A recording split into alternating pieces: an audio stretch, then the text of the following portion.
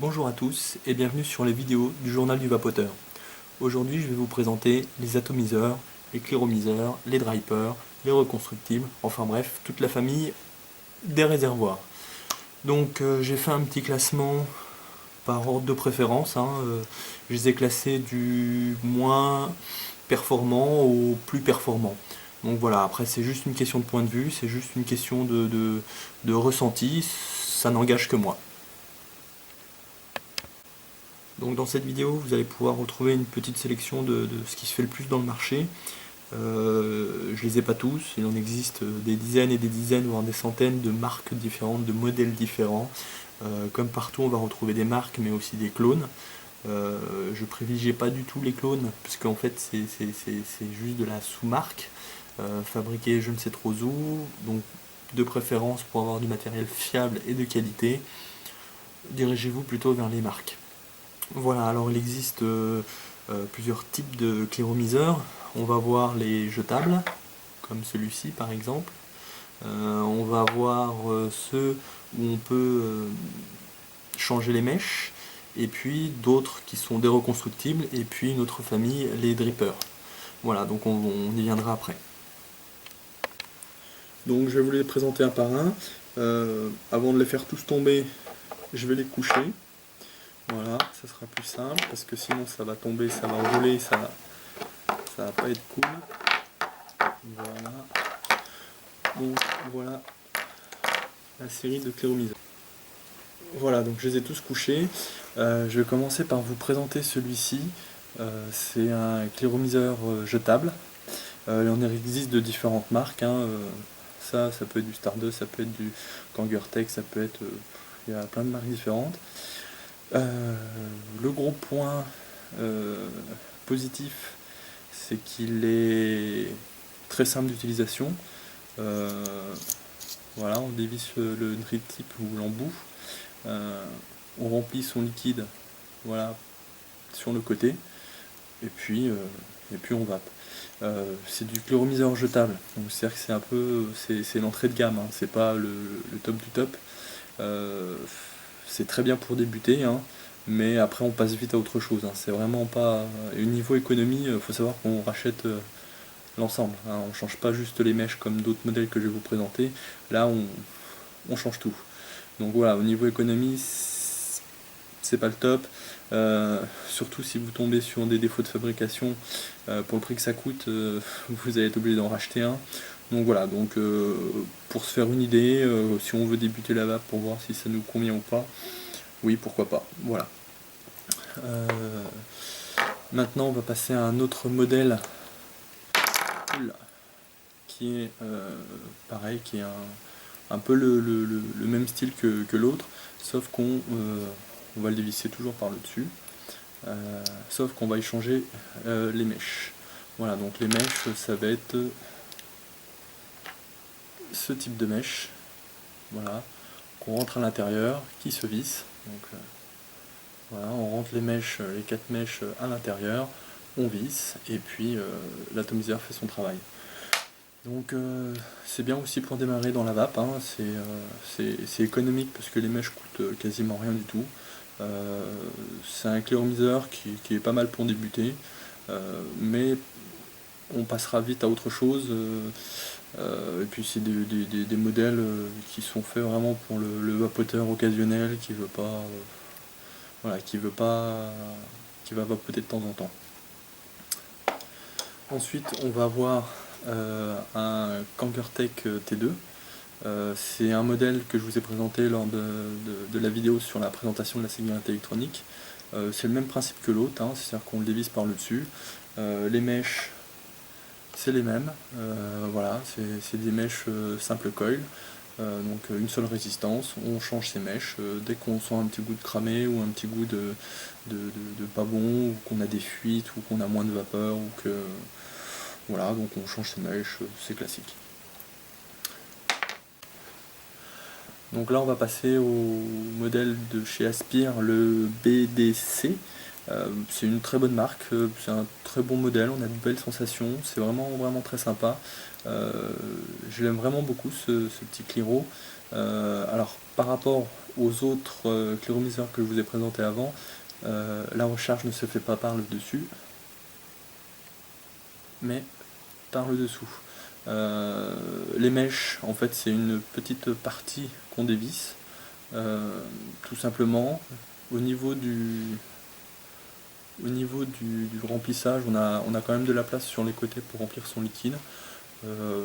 Ouais, je le conseille vraiment aux vapoteurs, débutants aussi. Il donne de bonnes sensations et rend bon rendu des saveurs, bon hit, vraiment bon cléromiseur. Ensuite, on a le classique Ivod de chez Kangertech. Pareil, classique, c'est dans mes premiers cléromiseurs que j'ai utilisé. C'est vraiment super. Donc il y a la version 2 qui est sortie depuis. Même principe, hein. On change sa résistance par le bas. Voilà. Donc là il y a un peu de liquide dedans, hein, mais voilà, même principe, on remplit sur les côtés. La résistance, c'est ça. Je vais vous en montrer une. Voilà, je la revise bien. Donc au niveau des résistances,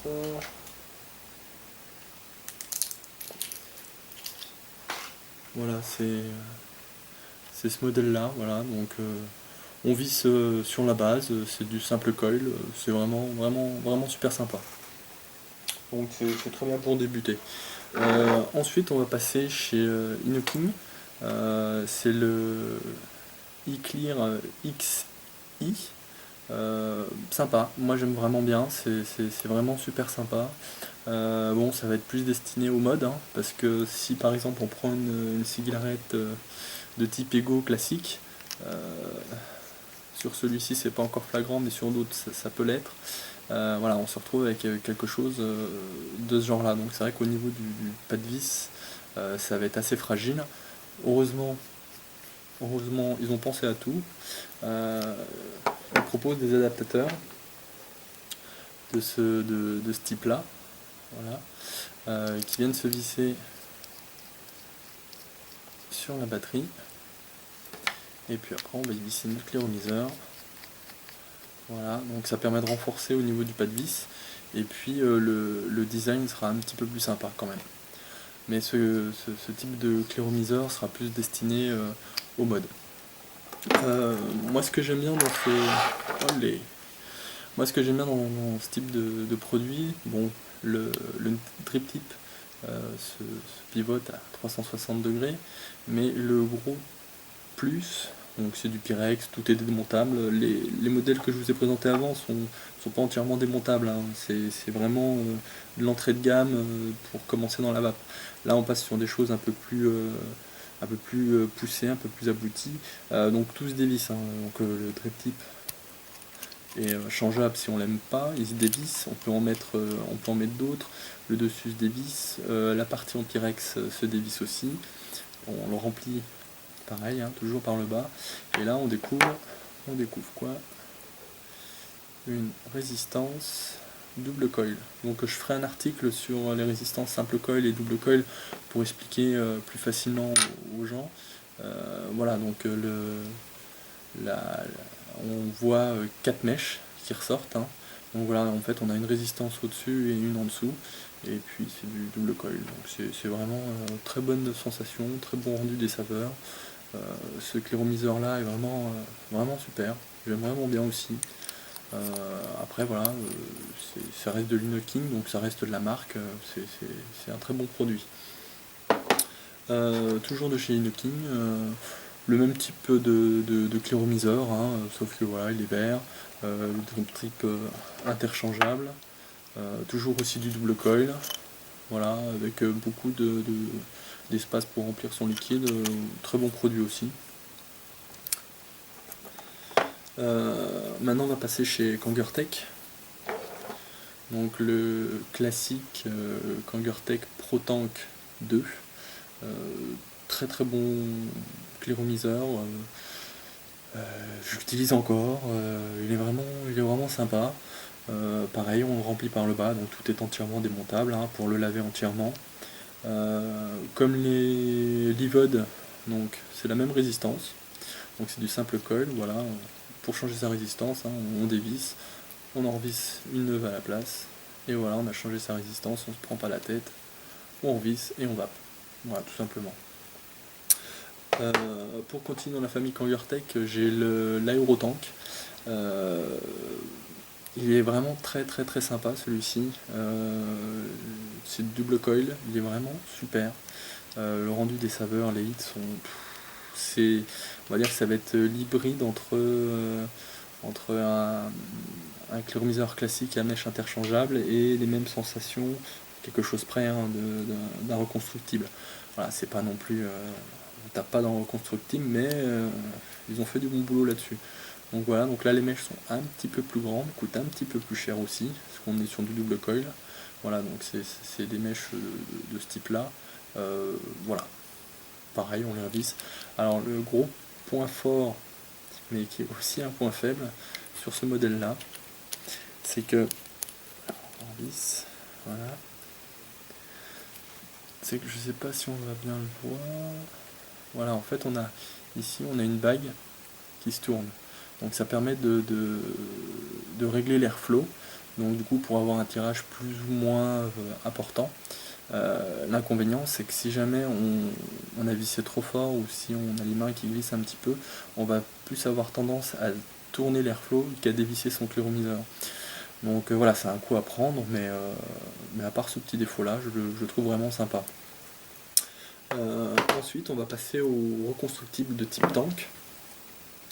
Donc pour vous donner une idée, voilà, c'est celui que j'utilise pour vaper en ce moment. C'est un Squap Air, donc c'est pour vous donner une idée par rapport à un modèle, voilà, le premier que je vous ai présenté. Voilà la différence, hein. On est sur deux choses très très différentes, sur des tailles différentes, sur des capacités de remplissage différentes, hein. Là, si je ne me trompe pas, on est sur 1,6 ml. Là, on est sur du 5 ml. Donc voilà, au niveau du contenu, pour un gros vapoteur, vous le remplissez le matin, vous l'avez toute la journée. Donc quel est le principe d'un reconstructible? Je vais faire simple. C'est que vous faites vos mèches vous-même et vos résistances vous-même. Donc du coup, vous achetez une bobine de Cantal, vous achetez du coton, de la fibre, des mèches, et vous refaites vos résistances vous-même. Voilà, donc voilà comment ça se présente. On fait un coil, un micro-coil, un double coil, donc le coil c'est la résistance, hein, et puis après on va y changer ses mèches. Donc ça coûte rien, il suffit juste d'avoir un petit peu de savoir-faire. Et puis on a une sensation de vape, voilà, avec un hit, c'est incomparable. On passe vraiment dans un autre monde.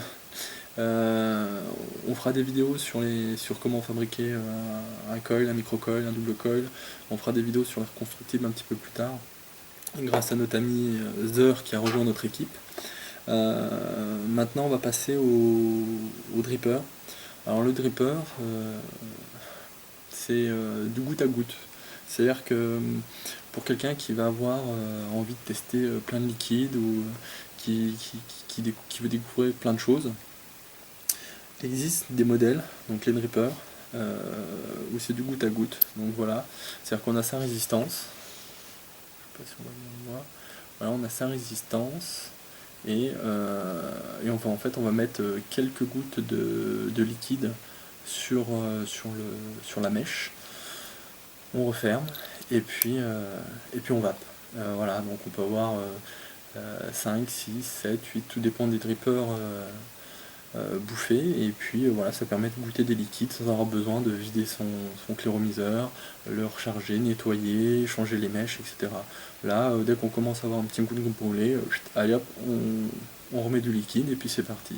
Donc vraiment sympa comme système. Alors ça c'est le mini RDA. Il est bien, au niveau je le trouve un peu petit, je le trouve vraiment très très petit, si on le compare avec celui-là, voilà, c'est juste le jour et la nuit. Alors, je sais pas si on va aller voir, voilà, il est vraiment minuscule. Bon, le but c'est pas qu'il y ait un réservoir de contenance, c'est vraiment de pouvoir goûter ces liquides. Donc il est pas mal. Après, il y aurait peut-être besoin au niveau de l'airflow de percer un petit trou, histoire d'avoir un peu plus de tirage, parce que le tirage est un peu serré, mais sinon c'est sympa pour débuter dans l'air constructible et puis dans les drippers. Donc pour finir, je vais vous présenter ces deux drippers que je ne connais pas du tout. C'est Emma de la boutique vapnisty.fr qui me les a proposés. Donc je vais les tester, je vais en faire un petit article et puis vous les présenter dans les jours, les semaines à venir. Petite présentation de Vapnisty. Vapnisty, c'est une boutique, un nouveau partenaire du journal du vapoteur qui est spécialiste dans le dye. Donc le dye, c'est quoi? C'est la fabrication de son propre liquide. Donc dye qui veut dire faites-le vous-même. Donc je connais pas du tout, je vais découvrir ça très prochainement. Elle m'envoyait des petits échantillons pour tester le dye et puis je vais en profiter pour vous faire une petite vidéo pour vous montrer que même un amateur, un novice comme moi au niveau du dye est capable de fabriquer son propre liquide. Voilà, donc c'est fini pour la review au niveau des cléromiseurs. Voilà, j'espère vous avoir présenté des choses intéressantes, que j'aurai pu répondre à certaines de vos questions. Voilà, le cléromiseur est un élément essentiel pour une bonne vape, donc privilégiez plutôt les cléromiseurs de marque plutôt que les clones. Et puis sur ce, je vous souhaite une bonne vape à tous et à très bientôt pour les vidéos du journal du vapoteur.